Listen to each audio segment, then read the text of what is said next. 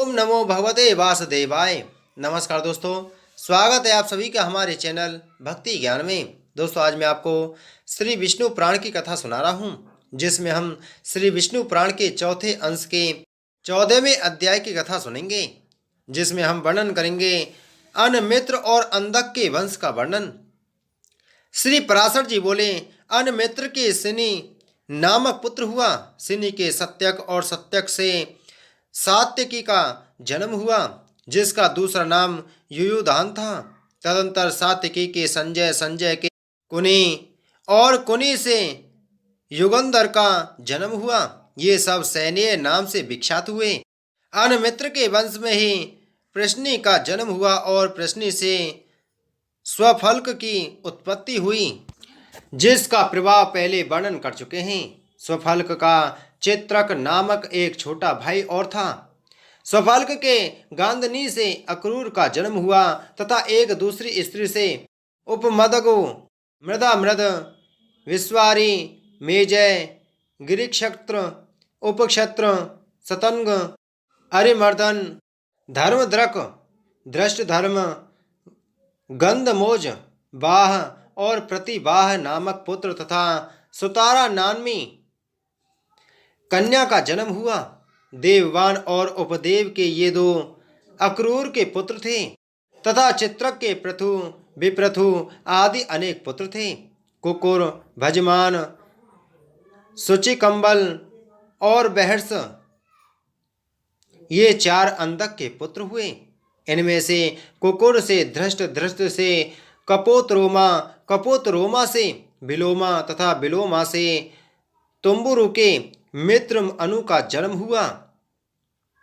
अनु से आनकंदुबी, उससे अभिजित, अभिजित से पुनर्वसु और पुनर्वसु से आहुक नामक पुत्र और आहुकी नामनी कन्या का जन्म हुआ। आहुक के देवक और उग्रसेन नामक दो पुत्र हुए। उनमें से देवक के देववान, उपदेव, सहदेव और देवरक्षित नामक चार पुत्र हुए। इन चारों की ब्रखदेवा, उपदेवा, देवरक्षिता, श्रीदेवा, शांतिदेवा, सहदेवा और देव की ये 7 भागनियाँ थीं। ये सब वासुदेव जी को ब्याई गई थीं। उग्रसेन के भी कंस, न्यग्रोध, सुनाम, आनकाल, शंकु, शुभमी, राष्ट्रपाल, युद्ध तुष्टि और सुतुष्टिमान नामक पुत्र तथा कंसा, कंसवती, सुतनु और राष्ट्रपालिका नाम की कन्याएं हुई। भजमान का पुत्र विदुरथ हुआ। विदुरथ के सूर, सूर के समी, समी के प्रतिक्षत्र, प्रतिक्षत्र के स्वयंभोज, स्वयंभोज के हदक तथा हदिक के कृतवर्मा, शतधनवा, देवाह और देवगर्भ आदि पुत्र हुए। देवगर्भ के पुत्र सूरसेन थे। सूरसेन की मरिसा नाम की पत्नी थी। उससे उन्होंने वसुदेव आदि 10 पुत्र उत्पन्न किए। वसुदेव के जन्म लेते ही देवताओं ने अपना अव्याहत दृष्टि से यह देखकर कि इनके घर में भगवान अंशावतार लिंगे, आनक और दुदुम्बी आदि बाजे बजाए थे, इसलिए इनका नाम आनक दुदुम्बी भी हुआ। इनके देवभाग देवश्रवा, अष्टक, कुकुशचक्र, वत्सधारक, संजय, श्याम, समिक और गंडूस नामक 9 भाई थे। इन वसुदेव आदि 10 भाइयों की प्रथा श्रुतदेवा, श्रुतकीर्ति, श्रुतश्रवा और राजादिदेवी ये 5 बहनें थीं। सूरसेन के कुंती नामक एक मित्र थे। वे निसंतान थे, अतः सूरसेन ने दत्तक विधि से उन्हें अपनी प्रथा नाम की कन्या दे दी थी। उसका राजा पांडु के साथ विवाह हुआ। उसके धर्म, वायु और इंद्र के द्वारा क्रमश युधिष्ठिर, भीमसेन और अर्जुन नामक 3 पुत्र हुए। इनके पहले इसके अविवाहिता अवस्था में ही भगवान सूर्य के द्वारा कर्ण नामक एक कानीन पुत्र और हुआ था। इसकी माद्री नाम की एक सपत्नी थी। उसके अश्विनी कुमारों द्वारा नकुल और सहदेव नामक पांडु के 2 पुत्र हुए। सूरसेन की दूसरी कन्या श्रुतदेवा का कारुस, नरेश, वृद्ध धर्मा से विवाह हुआ था। उससे दंतवक्र नामक महादैत्य उत्पन्न हुआ। स्वतकीर्ति को केकय राज ने विवाह था। उससे केकय नरेश के संतधर्ण आदि 5 पुत्र हुए। राजादि देवी से अवंती देशीय बिंद और अनुबिंद का जन्म हुआ। श्रुतश्रवा का भी चेदी राज दमघोष ने पारिग्रहण किया। उससे शिशुपाल का जन्म हुआ। पूर्व जन्म में यह अतिशय पराक्रमी हिरण्यकशिपु नामक दैत्यों का मूल पुरुष हुआ था, जिसे सकल लोक गुरु भगवान नरसिंह ने मारा था। तदंतर यह अक्षय वीर शौर्य संपत्ति और पराक्रम आदि गुणों से संपन्न तथा समस्त त्रिभुवन के स्वामी इंद्र के भी प्रभाव को बढ़ाने वाला दशानन हुआ। स्वयं भगवान के हाथ से ही मारे जाने के पुण्य से प्राप्त हुए नाना भोगों को वह बहुत समय तक भोगते हुए अंत में राघव रूपधारी भगवान के ही द्वारा मारा गया। उसके पीछे यह चेदीरास दमघोष का पुत्र शिशुपाल हुआ।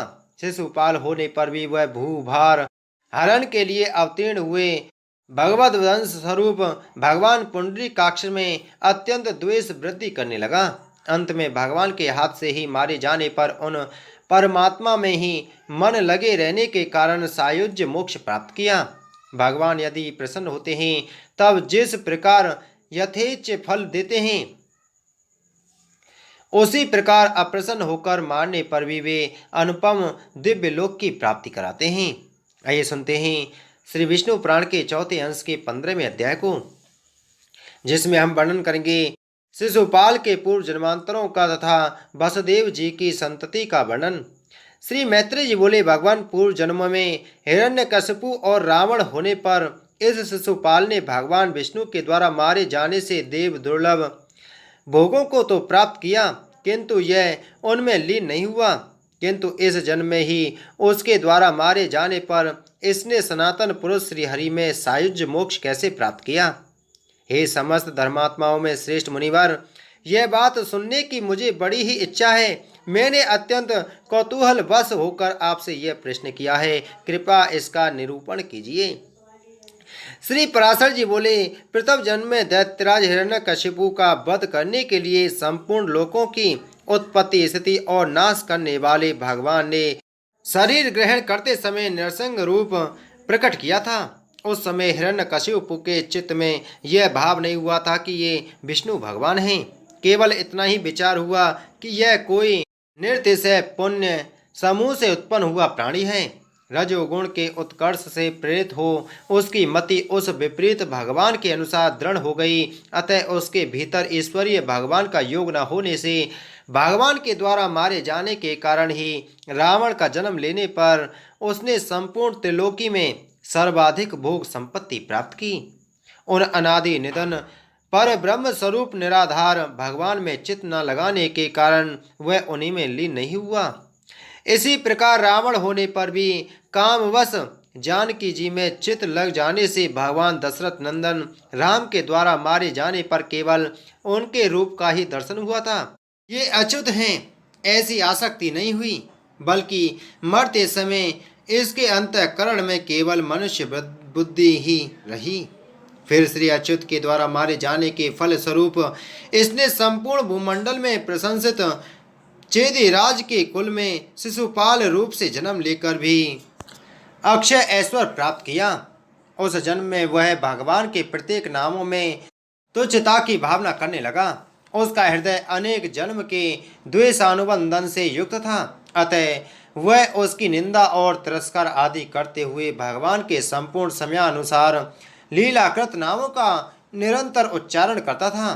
खिले हुए कमल दल के समान जिसकी निर्मल आंखें हैं, जो उज्ज्वल पीताम्बर तथा निर्मल किरीट केयूर हार और कटकादि धारण किए हुए हैं, तथा जिसकी लंबी लंबी 4 भुजाएं हैं और जो शंख चक्र गदा और पद्म धारण किए हुए हैं, भगवान का वह दिव्य रूप अत्यंत वैरानुबंधन के कारण भ्रमण भोजन स्नान आसन और शयन आदि संपूर्ण अवस्थाओं में कभी उसके चित्त से दूर न होता था।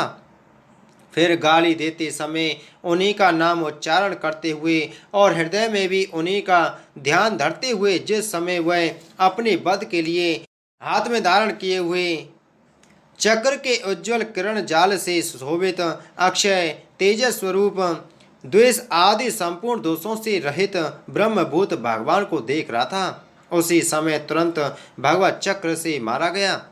भगवत स्मरण के कारण संपूर्ण पाप राशि के दूर हो जाने से भगवान के द्वारा उसका अंत हुआ और वह उन्हीं में लीन हो गया। इस प्रकार इस संपूर्ण रहस्य का मैंने तुमसे वर्णन किया। अहो, वे भगवान तो देशानुबंधन के कारण भी कीर्तन और स्मरण करने से संपूर्ण देवता और असुरों को दुर्लभ परम फल देते हैं, फिर स्वयंवक शक्ति संपन्न पुरुषों की तो बात ही क्या है। आनक दुम्बी वसुदेव जी के पौरवी रोहिणी, मदरा, भद्रा और देवकी आदि बहुत सी स्त्रियां थीं। उनमें रोहिणी से वासुदेव जी ने बलभद्र, सठ, सारण और दुर्मद आदि कई पुत्र उत्पन्न किए तथा बलभद्र जी के रेवती से विसट और उल्मुख नामक 2 पुत्र हुए। साष्टी, माष्टी, सत्य और धृति आदि सारण के पुत्र थे। इनके अतिरिक्त भद्राश्व, भद्रबाहु, दुर्मद और भूत आदि भी रोहिणी की ही संतानों में थे। नंद, उपनंद और कृतक आदि मदरा के तथा उपनिधि और गद आदि भद्रा के पुत्र थे। वैशाली के गर्भ से कौशिक नामक केवल एक ही पुत्र हुआ। आनक दुदुम्बी के देवकी से कीर्तिमान, सुसेन, उदायु, भद्रसेन, ऋजुदास तथा भद्रदेव नामक 6 पुत्र हुए। इन सबको कंस ने मार डाला था। पीछे भगवान की प्रेरणा से योग माया ने देवकी के 7वें गर्भ को आधी रात के समय खींचकर रोहिणी के कुक्षी में स्थापित कर दिया। आकर्षण करने से इस गर्भ का नाम संकर्षण हुआ। तदंतर संपूर्ण संसार रूप महावृक्ष के मूल स्वरूप भूत, भविष्य और वर्तमान कालीन संपूर्ण देव, असुर और मुनि जन की बुद्धि के अगम्य तथा ब्रह्मा और अग्नि आदि देवताओं द्वारा परिणाम करके भूभार हरण के लिए प्रसन्न किए गए आदि मध्य और अंतहीन भगवान वासुदेव ने देवकी के गर्भ से अवतार लिया तथा उन्हीं की कृपा से बड़ी हुई महिमा वाली योग निंद्रा भी नंद गोप की पत्नी यशोदा के गर्भ में स्थित हुई। उन कमल नयन भगवान के प्रकट होने पर यह संपूर्ण जगत प्रसन्न हुए। सूर्य, चंद्र आदि ग्रहों से संपन्न, सर्पादि के वैसे शून्य, अधर्मादि से रहित तथा स्वस्थ चित्त हो गया। उन्होंने प्रकट होकर इस संपूर्ण संसार को सन्मार्ग अवलंबी कर दिया। इस मृत्युलोक में अवतीर्ण हुए भगवान की 16,101 रानियां थीं। उनमें रुक्मिणी, सत्यभामा, जामवंती और चारुहासिनी आदि 8 मुख्य थीं। अनादि भगवान अखिल मूर्ति ने उनसे 1,80,000 पुत्र उत्पन्न किए। उनमें से प्रद्युम्न, चारुदेश और साम आदि 13 पुत्र प्रधान थे। प्रद्युम्न ने भी रुक्मी की पुत्री रुक्मवती से विवाह किया था। उससे अनिरुद्ध का जन्म हुआ। अनिरुद्ध ने भी रुक्मी की पौत्री सुभद्रा से विवाह किया था। उससे वज्र उत्पन्न हुआ। वज्र का पुत्र प्रतिबाहु तथा प्रतिबाहु का सुचारु था। इस प्रकार सैकड़ों हजार पुरुषों की संख्या वाले यदुकुल की संतानों की गणना 100 वर्ष में भी नहीं की जा सकती, क्योंकि इस विषय में ये 2 श्लोक चरितार्थ हैं जो ग्रहाचार्य यादव कुमारों को धनुर्विद्या की शिक्षा देने में तत्पर रहते थे। उनकी संख्या 3,88,00,000 थी। फिर उन महात्मा यादवों की गणना तो कर ही कौन सकता है, जहाँ हजारों और लाखों की संख्या में सर्वदा यदुराज उग्रसेन रहते थे। देवासुर संग्राम में जो महाबली दैत्यगण मारे गए थे, वे मनुष्य लोक में उपद्रव करने वाले राजा लोग होकर उत्पन्न हुए। उनका नाश करने के लिए देवताओं ने यदुवंश में जन्म लिया, जिसमें कि 101 कुल थे। उनका नियंत्रण और स्वामित्व भगवान विष्णु ने ही किया। वे समस्त यादवगण उनकी आज्ञानुसार ही वृद्धि को प्राप्त हुए। इस प्रकार जो पुरुष इस विष्णु वंश की उत्पत्ति के विवरण को सुनता है वह संपूर्ण पापों से मुक्त होकर विष्णु लोक को प्राप्त कर लेता है। आइए सुनते हैं श्री विष्णु पुराण के चौथे अंश के 16वें अध्याय को, जिसमें हम वर्णन करेंगे तुर्वसु के वंश का वर्णन। श्री पराशर जी बोले, इस प्रकार मैंने तुमसे संक्षेप से यदु के वंश का वर्णन किया। अब तुर्वसु के वंश का वर्णन सुनो। तुर्वसु का पुत्र वहनी था, वहनी का भार्ग, भार्ग का भानु, भानु का त्रयिसानु, त्रयिसानु का करंदम और करंदम का पुत्र मरुत था। मरुत निसंतान था, इसलिए उसने पुरुष वंशीय दुष्यंत को पुत्र रूप से स्वीकार कर लिया। इस प्रकार ययाति के शाप से तुर्वसु के वंश ने पुरु वंश का ही आश्रय लिया। आइए सुनते हैं श्री विष्णु पुराण के चौथे अंश के 17वें अध्याय को, जिसमें हम वर्णन करेंगे द्रुह वंश। श्री पराशर जी बोले, द्रुह का पुत्र भब्रु था, भब्रु का सेतु, सेतु का आरब्ध, आरब्ध का गांधार, गांधार का धर्म, धर्म का धृत, धृत का दुर्दम, दुर्दम का प्रचेता तथा प्रचेता का पुत्र सतधर्म था। इसने उत्तरवर्ती बहुत से मलेच्छों का आधिपत्य किया। आइए सुनते हैं श्री विष्णु पुराण के चौथे अंश के 18वें अध्याय को, जिसमें हम वर्णन करेंगे अनुवंश। श्री पराशर जी बोले, ययाति के चौथे पुत्र अनु के सवानल, चक्षु और परमेशु नामक 3 पुत्र थे। सवानल का पुत्र काला नल हुआ तथा काला नल के संजय, संजय के पुरंजय, पुरंजय के जनमेजय, जनमेजय के महाशाल, महाशाल के महान माँ और महान माँ के उसी नर तथा तितिक्षु नामक 2 पुत्र हुए। उसी नर के शिवी, नृग, नर, कृमि और वर्म नामक 5 पुत्र हुए। उनमें से शिवी के प्रसदर्भ, सुबीर, केकय और मद्रक ये 4 पुत्र थे। तितिक्षु का पुत्र रूसद्रथ हुआ। उसके हेम, हेम के सुतपा तथा सुतपा के बलि नामक पुत्र हुआ। इस बलि की क्षेत्र रानी में दीर्घमता नामक मुनि ने अंग, वंग, कलिंग, स्व और पौंड्र नामक 5 बाले क्षत्रिय उत्पन्न किए। इन बलि पुत्रों की संतति के नामानुसार 5 देशों के भी ये ही नाम पड़े। इनमें से अंग से अनपान, अनपान से दिव्यरथ, दिव्यरथ से धर्मरथ और धर्मरथ से चित्ररथ का जन्म हुआ, जिसका दूसरा नाम रोमपाद था। इस रोमपाद के मित्र दशरथ जी थे। आज के पुत्र दशरथ जी ने रोमपाद को संतानहीन देखकर उन्हें पुत्री रूप से अपनी शांता नाम की कन्या गोद में दे दी थी। रोमपाद का पुत्र चतुरंग था। चतुरंग के प्रतुलाक्ष तथा प्रतुलाक्ष के चंप नामक पुत्र हुआ, जिसने चंपा नाम की पुरी बसाई थी। चंपक के हरज्ञ नामक पुत्र हुआ।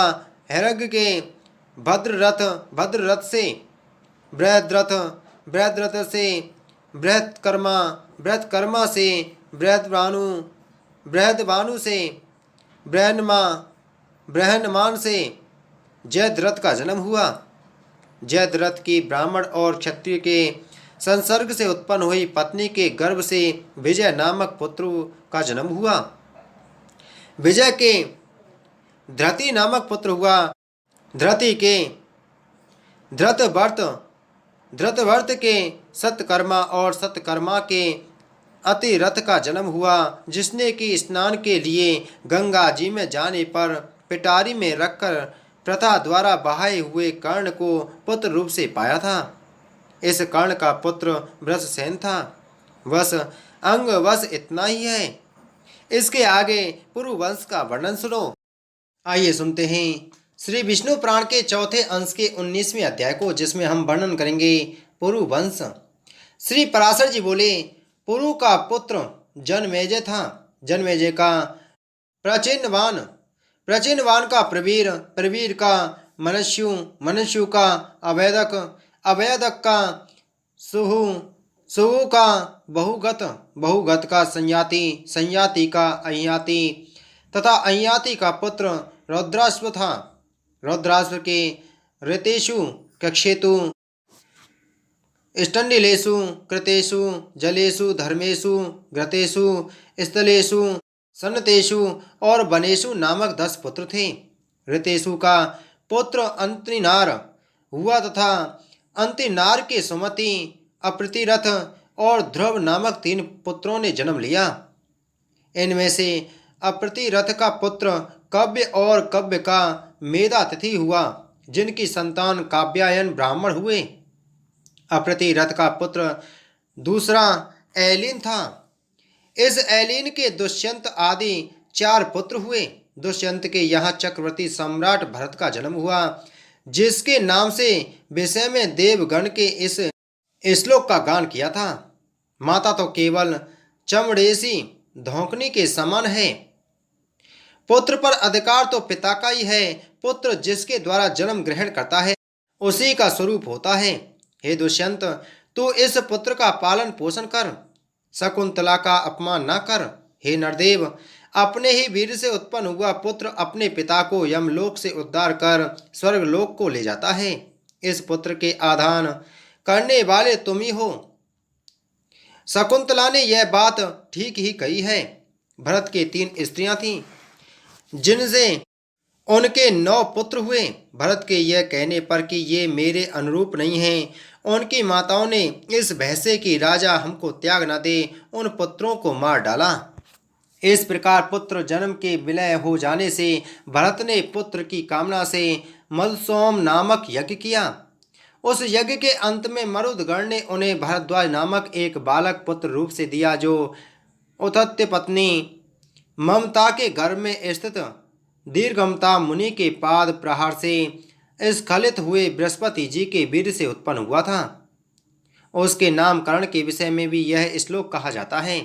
पुत्रोत्पत्ति के अनंतर बृहस्पति ने ममता से कहा, हे मूढ़े, यह पुत्र द्वाज हम दोनों से उत्पन्न हुआ है, तू इसका भरण कर। तब ममता ने भी कहा, हे बृहस्पति, यह पुत्र द्वाज हम दोनों से उत्पन्न हुआ है, अतः तुम इसका भरण करो। इस प्रकार परस्पर विवाद करते हुए उसके माता पिता चले गए, इसलिए उनका नाम भारद्वाज पड़ा। पुत्र जन्म विथत विफल होने पर मरुदगण ने राजा भरत को भारद्वाज दिया था, इसलिए उसका नाम विथत भी हुआ। विथत का पुत्र मन्यु हुआ और मन्यु के वृषतक्षत्र महावीर नर और गर्ग नामक कई पुत्र हुए। नर का पुत्र संस्कृति और संस्कृति से गुरु प्रीति एवं रंति देव नामक 2 पुत्र हुए। गर्ग से सिनी का जन्म हुआ, जिससे कि गार्य और सैन्य नाम से विख्यात क्षत्रोपेत ब्राह्मण उत्पन्न हुए। महावीर का पुत्र दुरुक्षय हुआ, उसके त्रय्यारूणी, पुष्करिण्य और कपि नामक 3 पुत्र हुए। ये तीनों पुत्र पीछे ब्राह्मण हो गए थे। बृहतक्षत्र का पुत्र सुहोत्र, सुहोत्र का पुत्र हस्ती था, जिसने यह हस्तिनापुर नामक नगर बसाया था। हस्ती के 3 पुत्र अजमीढ़, द्विजमीढ़ और पुरुमीढ़ थे। अजमीढ़ के कव्य और कव्य के मेधातिथि नामक पुत्र हुआ, जिससे कि काव्यायन ब्राह्मण उत्पन्न हुए। अजमीढ़ का दूसरा पुत्र बृहदिषु था। उसके बृहदनु के बृहत्कर्मा, बृहत्कर्मा के जयद्रथ, जयद्रथ के विश्वजित तथा विश्वजित के सैन्यजित का जन्म हुआ। सैन्यजित के रुचिराश्व, काश्य, दृढ़हनु और उत्सहनु नामक 4 पुत्र हुए। रुचिराश्व के पृथुसेन, पृथुसेन के पार और पार के नील का जन्म हुआ। इस नील के 100 पुत्र थे, जिनमें कंपिल्य नरेश समर प्रधान था। समर के पार, सुपार और सदस्व नामक 3 पुत्र थे। सुपार के पृथु, पृथु के सुकृति, सुकृति के विभाज्र और विभाज्र के अनुह नामक पुत्र हुआ, जिसने सुख कन्या कीर्ति से विवाह किया था।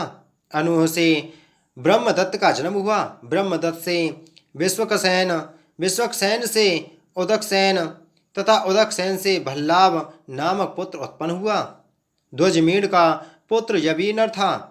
उसका धृतिमान, धृतिमान का सत्यधृति, सत्यधृति का दृढ़नेमी, दृढ़नेमी का सुपार्श्व, सुपार्श्व का सुमति, सुमति का सन्नतिमान तथा सन्नतिमान का पुत्र कृत हुआ, जिसे हिरण्यनाभ ने योग विद्या की शिक्षा दी थी तथा जिसने प्रांच सागम श्रुतियों की 24 संहिताएं रची थीं। कृत का पुत्र उग्रायुध था, जिसने अनेकों नीपवंशीय क्षत्रियों का नाश किया। उग्रायुध के क्षैम्प, क्षैम्प के सुधीर, सुधीर के रिपुंजय और रिपुंजय से बहुरथ ने जन्म लिया। ये सब पुरुवंशीय राजागण हुए। अजमेर की नलिनी नामनी एक भार्या थी। उसके नील नामक एक पुत्र हुआ। नील के शांति, शांति के सुशांति, सुशांति के पुरंजय, पुरंजय के रक्ष और रक्ष के हैरस्व नामक पुत्र हुआ। हैरस्य के मुदगल, संजय, वहदसु, यवीनर और कंपिल्य नामक 5 पुत्र हुए। पिता ने कहा था कि मेरे ये पुत्र मेरे आश्रित 5 देशों की रक्षा करने में समर्थ हैं, इसलिए वे पांचाल कहलाए। मुगदल से मौदगल्य नामक क्षत्रोपेत ब्राह्मणों की उत्पत्ति हुई। मुगदलों से वृदस्व और वृदस्व से देवोदास नामक पुत्र एवं अहिल्या नाम की एक कन्या का जन्म हुआ। अहिल्या से महर्षि गौतम के द्वारा सतानंद का जन्म हुआ। सतानंद ने धनुर्वेद का पारदर्शी सत्यधृति उत्पन्न हुआ। एक बार अप्सराओं में श्रेष्ठ उर्वशी को देखने से सत्यधृति का वीर स्खलित होकर सरस्तंभ सरकंडे पर पड़ा। उसे 2 भागों में बंट जाने के कारण पुत्र और पुत्री रूप 2 संतानें उत्पन्न हुईं। उन्हें मृगया के लिए गए हुए राजा शांतनु कृपावश ले आए। तदंतर पुत्र का नाम कृप तथा और कन्या अश्वत्थामा की माता द्रोणाचार्य की पत्नी कृपी हुई। देवोदास का पुत्र मित्रायु हुआ। मित्रायु का पुत्र च्यवन नामक राजा हुआ। च्यवन का सुदास, सुदास का सौदास, सौदास का सहदेव, सहदेव का सोमक और सोमक के 100 पुत्र हुए, जिनमें जंतु सबसे बड़ा और प्रसत सबसे छोटा था। प्रसत का पुत्र द्रुपद, द्रुपद का दृष्टद्युम्न और दृष्टद्युम्न का पुत्र दृष्टकेतु था। अजमेणी का रक्ष नामक एक पुत्र और था। उसका पुत्र संवरण हुआ तथा संवरण का पुत्र कुरु था, जिसने कि धर्म क्षेत्र कुरुक्षेत्र की स्थापना की। कुरु के पुत्र सुधनु, जनहु और परीक्षित आदि हुए। सुधनु का पुत्र सुहोत्र था। सुहोत्र का च्यवन, च्यवन का कृतक और कृतक का पुत्र उपरिचर वसु हुआ। वसु के वैद्रत, प्रत्यग्र, कुशाम्बु, कुचेलु और मात्स्य आदि 7 पुत्र थे। इनमें से वैद्रत के कुशाग्र, कुशाग्र के वृषभ, वृषभ के पुष्पवान, पुष्पवान के सत्यहित, सत्यहित के सुधनवा और सुधनवा के जतु का जन्म हुआ। वैद्रत के 2 खंडों में विभक्त एक पुत्र और हुआ था, जो कि जरा के द्वारा जोड़ दिए जाने पर जरासंध कहलाया। उससे सहदेव का जन्म हुआ तथा सहदेव से सोमप और सोमप से सुतिश्रवा की उत्पत्ति हुई। इस प्रकार मैंने तुमसे यह मागध भूपालों का वर्णन कर दिया। बोलो विष्णु पुराण की जय। बोलो विष्णु भगवान की जय।